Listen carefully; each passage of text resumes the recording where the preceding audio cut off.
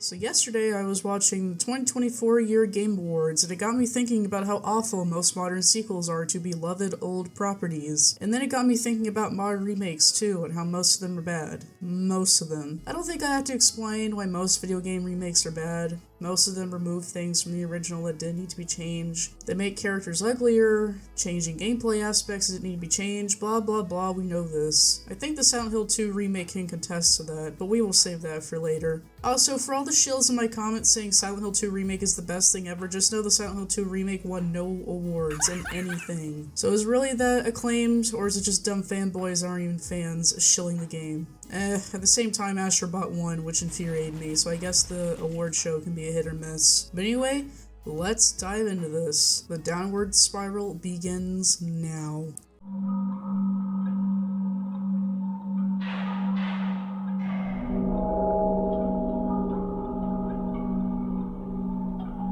What makes a good remake? Well, a good remake takes a video game from the past that is super outdated and fixing it for the modern audiences, either by fixing controls, updating graphics, or putting in a lot of content. Now, gamers are a different type of breed when it comes to remakes. It seems like when a remake comes out of a video game, it seems no one really cares about the quality. You know, if Silent Hill 2 remake was a movie instead of a remake of a video game and it was the same quality, everyone would hate it. But I guess when it's a video game, we all just ignore it. But I don't ignore it. I get angry. And with that, let's start with our first example of a good remake. And yes, this is a weird one. The Witch's House. The Witch's House is a horror RPG maker game that was made around 2012 using RPG Maker VX Ace and totally showed off people who played it with the capabilities of RPG Maker games. These games were followed by Eve, Madfather, The Crooked Man, Aoni, Yumeniki, Off, and so many others. All these games are great in their weird ways. Most of them have remakes, some good, some bad.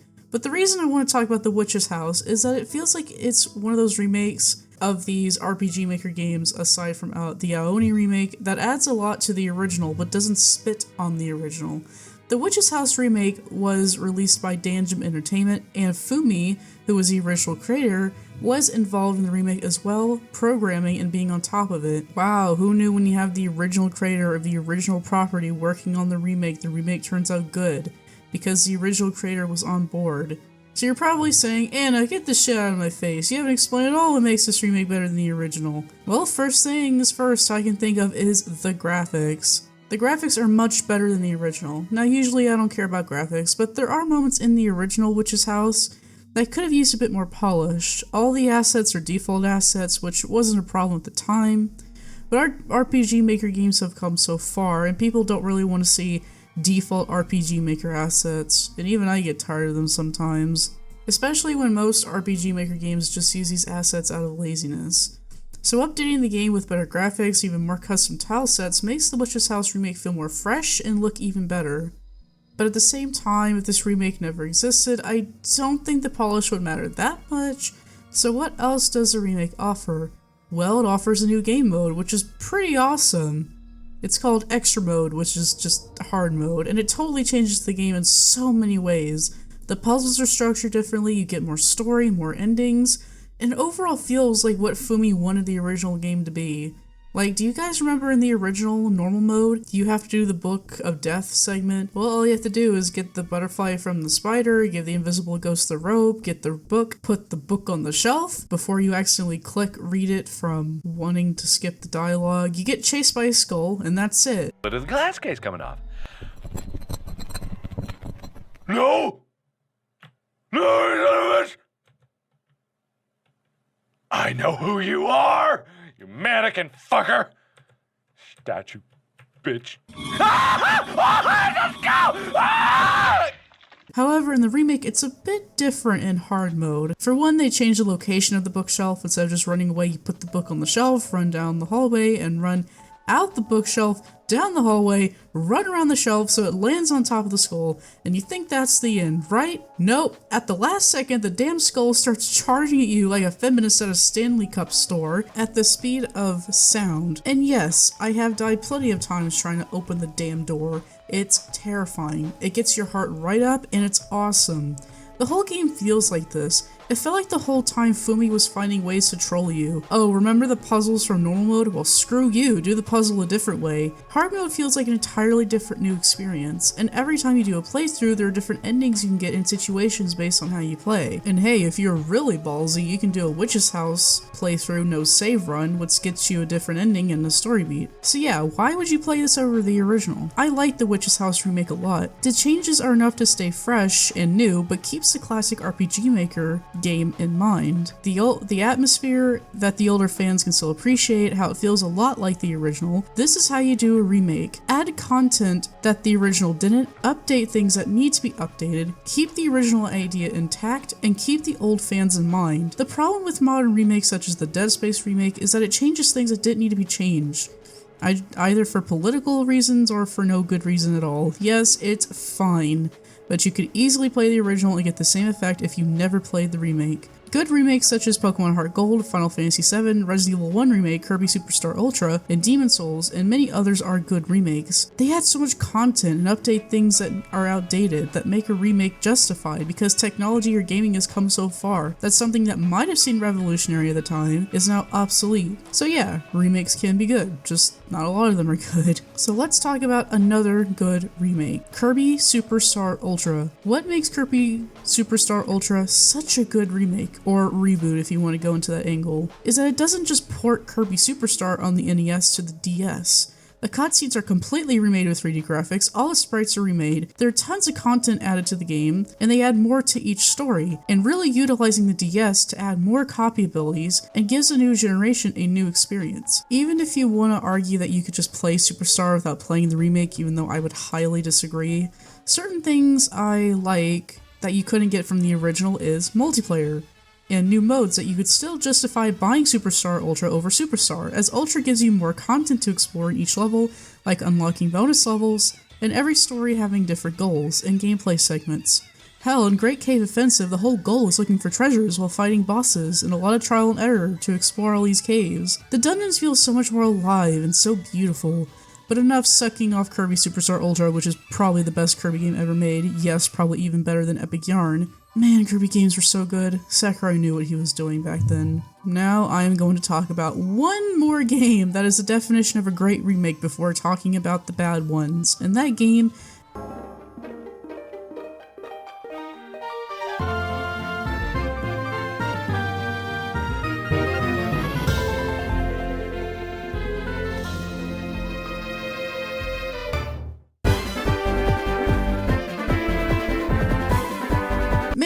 these are some damn good remakes. If you don't think these games are the best in the Pokemon series, then get eaten by a victory bell, because these are the best remakes in the series. Pokemon Black 2 and White 2 are the best main games in the series, but Pokemon HeartGold is so good that I even made my own ROM hack out of it. This game is the pinnacle of remakes, and let me tell you why. First things first, Pokemon Gold and Silver are okay Pokemon games. It's fine. A lot is outdated, and I guess arguably HeartGold has things about it that could be improved, but I digress. First things first, HeartGold has much better music, more Pokemon to catch, more content, so much content that you could die, Pokemon follow you, more quality over life improvements, all the gym leaders in Elite Four have been reworked to be harder and more fun to go against, glitches from Gold have been fixed, the Battle Frontier, and I can't stress enough how epic the music in this game is.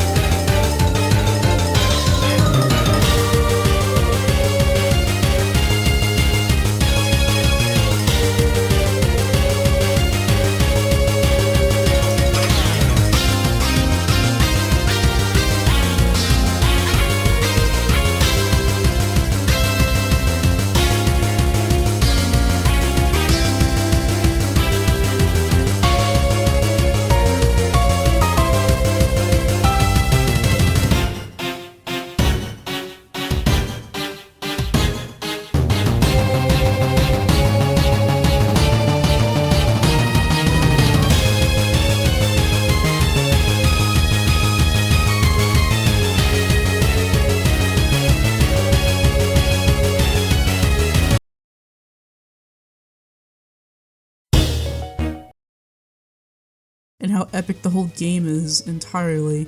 And it gave me one of the hottest Pokemon boys ever. Fuck in, dude. Morty from HeartGold is the best boy. Okay, Nanu is pretty hot too, but Morty was one of my first Pokemon crushes ever as a kid. Finally, a Pokemon character I can crush on that isn't the age of 12. I mean, this game is so good. The gym leader, gym theme is so good, man. Imagine hearing this out of your DS as a kid. It's so freaking epic. The game is just way more difficult and uses the DS to its best of its capabilities other than Black 2 and White 2. This is a good remake.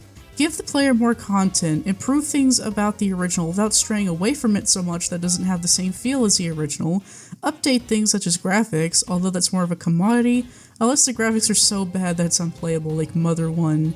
Make the remake feel like it's the original, but updated too, also feel new to everyone who plays it. Every character in HeartGold has a new design, as well, to show you, hey, this isn't your mom's Pokemon Gold, this is the new generation. And hey, no woke agenda. Imagine if this was made in modern day. Mori would be gay, Jasmine would be the girl boss feminist, Whitney wouldn't be allowed to have a Miltank because of its huge udders, some of the Elite Four would be trans, Claire would come out as non-binary to her dad, Falconer would be an emo. Oh wait. Pokemon might be woke today, but back then it was awesome, and nothing will ever change that. Oh my god, if they remake Pokemon Black and White, I will cry so hard. Please leave these games alone, they are perfect the way they are. You want another thing that makes HeartGold so good? It doesn't change things that didn't need to be changed. Yes, this game needed a huge update from the original, but they don't shit on the original like the Silent Hill 2 remake does. Oh, and don't worry, we will get to that right now. The horror, the awfulness of this game is so horrendous that it had to be done on purpose. Silent Hill 2 remake is awful. The characters are ugly, they changed things like Pyramid Head's chase to be easier and not as scary for some reason. They censor Maria's outfit for literally no reason. I mean, we know what the reason is. They censor Pyramid Head's introduction from him graping a monster to him just throwing one. Wow, that is so much better. That is so much cooler than the original, guys. It changes the gameplay from a horror survival game into The Last of Us, which is probably the worst thing you could do. They made James even less emotional in ways he shouldn't be, and more emotional in ways he shouldn't be. Like, he's crying over a dead body in one scene, even though that's not what happens in the original. Like, yeah, he's surprised he killed Eddie, but he doesn't grab his body and start blubbering like a little baby. This guy murdered his wife, and he didn't even cry that much over her. But he's gonna cry over a woman he barely knew? Give me a break. They changed James looking at Maria's ass in one scene because we can't sexualize women, even though that's important to his character. Why? Like, you people understand that this is important to the story, right? Also, they're fucking pixels. Do you really think if a man is playing Silent Hill 2, he's gonna watch the Maria cutscene and be like, oh yeah, I'm gonna go out there and look at a girl's ass? James Sunderland is a murderous sexual deviant. But no, we can't do that in this remake, I guess, so his character arc in the remake makes no sense at all. To all the stupid people who think the remake is better than the original, you're not true fans, okay? I'm sorry, but you're not. I don't care what you say. You can lie to yourself and say that it's good, or you can say that you're a fan of this game when you're really not a fan at all. When in reality, you're just a mindless consumer that consumes product because you watched a walkthrough 5 years ago. The remake is bad, and it changes things to fit an agenda. They made Eddie, who is just a socially awkward boy with a guilty conscience over murdering a dog, to a psychopath who wants to kill everyone. Strange that they made the blonde-haired, blue-eyed guy a psychotic mental patient. They made Angela much uglier in this game, giving her a man jaw. You can still make a character a disheveled, ugly mess without having to make her look like Stan Smith. In the original, she looked like an average woman. In the remake, she looks ugly for a reason, for an agenda. But no, you don't care, and you guys don't care about anything. Oh my god. They made Pyramid Head's chase way less scarier, more cinematic for some reason. Like, do you guys remember in the original when you're running down a linear hallway with metal clanging in the background because you're getting chased by a monster? In the remake, he just bursts through the walls. Why would Pyramid Head do that? You guys realize he isn't a movie stuntman, right? Like, in the original, he can barely hold his blade straight, but somehow he can just burst through walls? Okay, whatever. The hallway is also way bigger. The voice acting sucks in this game as well. You think if they wanted to update the original, they would make the voice acting better. They also don't add anything. Like, it's just the original, but worse. There is no justification to buy this when you could just play the original. It's weird they didn't just release the original with just a different control scheme, because people say, oh, but you have to buy the remake because the controls feel better. So you're willing to shuckle out $60 for controls? God, I hate casual gamers. But enough of me getting mad at non-Silent Hill fans. I think you guys get the point. Sure, I talked about good remakes more than bad ones, but I hope you guys realize what a bad remake is. Like the Dead Rising remake, which suffers from the same problems. Not enough content, shittier voice acting, censoring sexual stuff for propaganda, making characters uglier or older, not adding enough quality of life except for the watch, making the fat Chinese guy into a fat white guy because fat white stereotypes are fine, I guess, but Chinese ones are bad. Another bad remake is The Last of Us 1 remake. It's pointless, it doesn't offer anything other than updating graphics. And I am done. Alright, my voice is dying, it's about to give out. I think you get the point. These are good remakes, there are bad ones, a lot of bad ones. I think you guys understand what a good remake is from a bad remake. I'm AnnaWaifu, the grumpiest gamer on the internet. See y'all in the next one.